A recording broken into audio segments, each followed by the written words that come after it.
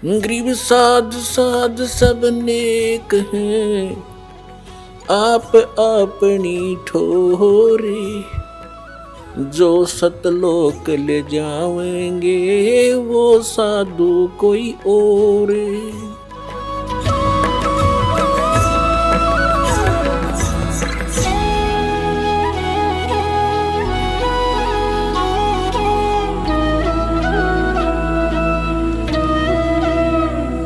इसलिए आपको उस लाल की महिमा, लाल को लाल सिद्ध करने के लिए आपको भी वो उनके लक्षण बताए जा रहे हैं कि सचमुच लाल ऐसा ही होता है।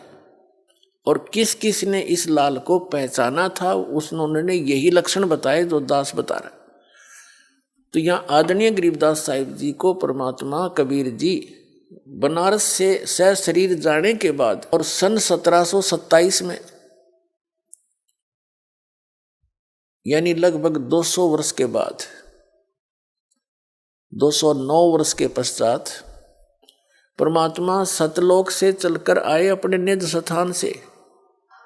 जैसा कि भगवान लीला किया ही करता है, जिसका वेदों में आपको बहुत बार प्रमाण दिखाया है। वेद कहते हैं कि परमात्मा ऊपर तीसरे धूलोक के तीसरे पृष्ठ पर रहता है, ऊपर सतलोक में, तेजो में श्री धूलोक माने तेजो में लोक के तीसरे पोर्शन में टॉप मोस्ट प्लेस पर रहता है, शिखर पर, और वहां से गति करके आता है, अच्छी आत्माओं को मिलता है।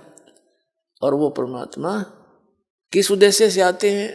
अच्छी आत्माओं को मिलते हैं जो दृढ़ भक्त होते हैं, उनको तत्व ज्ञान का उपदेश करते हैं, अपने से परिचित कराते हैं और एक कवि की तरह आचरण करते हैं वो उस समय जब वो आते हैं, जिस कारण से उसको एक प्रसिद्ध कवि की भी उपाधि मानव समाज देता है। लेकिन वो होता है भगवान। इसी अपनी लीला के कारण, अपने गुणों के कारण परमात्मा कबीर जी सतलोक से चलकर आए थे। गरीबदास महाराज जी गांव छुड़ाने जिला झज्जर वाले 10 वर्ष के बालक थे। अपने ही खेतों में गौवें चरा रहे थे, अपने ही सैकड़ों की संख्या में गौवें थी। किसान जाट के घर जन्म था आदरणीय गरीबदास साहिब जी का।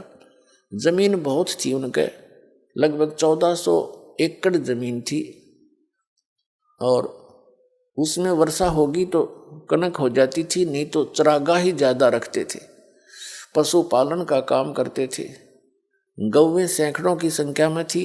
आप भी पाली थे गरीबदास साहिब जी, 10 वर्ष के बच्चे, और साथ में कुछ उनके नौकर भी जो होते थे वो, और साथ में गांव वाले भी अपनी गौओं को अलग से लेकर उन्हीं के खेतों में चराया करते थे, क्योंकि बहुत ज़्यादा अक्षेत्र था उनके पास।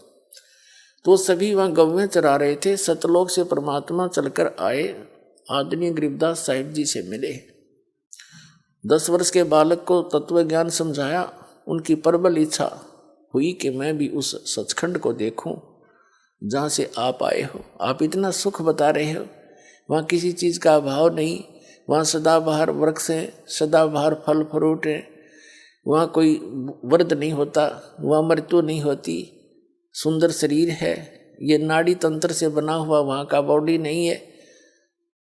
तो तुम वहाँ चलो बच्चा, वहाँ सदा सुखी रहोगे। यहाँ तो असंग बार मर लिए, जन्म लिए।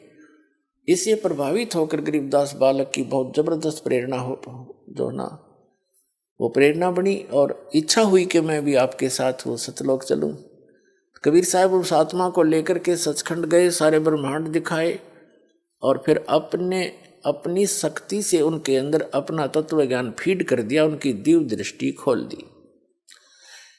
उधर से 10 वर्ष के बालक को मृत जानकर चिता के ऊपर रख दिया था गरीबदास साहिब जी के शव को, बॉडी को अग्नि लगाने ही वाले थे। उसी समय कबीर परमात्मा जी ने उस आत्मा को वापस भेज दिया, और चिता के ऊपर से उठकर चल पड़े गरीबदास साहिब जी, और आंखों देखा जो भगवान ने उनको दिखाया, उस ज्ञान का वर्णन करने लगे, वाणी बोलने लगे, जो कबीर गॉड गिवन है। तो कबीर परमात्मा ने उनकी दिव्य दृष्टि खोल दी। दिव्य दृष्टि खुल जाने के बाद जीव भूत और भविष्य और वर्तमान के सभी ज्ञान से परिचित हो जाता है। पहले क्या हुआ था, कहाँ कहाँ किसने क्या बोला था, क्योंकि ये जो शब्द है ये खंड नहीं होता, ये एक पिक्चर सी बन जाती है। जहाँ जहाँ हम जाते हैं, आते हैं, मिलते हैं, ये सब पिक्चर बन जाती है और ये हमारे यहाँ घूमती रहती है। और जिनकी दिलदृष्टि खुल जाती है उनको एज इट इज वो वचन सुनने को मिलते हैं और वो ऐसी सब क्रियाएं हो रही है जो फिल्म वो जो की तो दिखाई देती है। उसमें अंतर इतना होता है कि वो अपनी लैंग्वेज में फिर वहाँ बोलकर सुनाते हैं अन्य समाज को, बाकी घटना ज्यों की तो होती।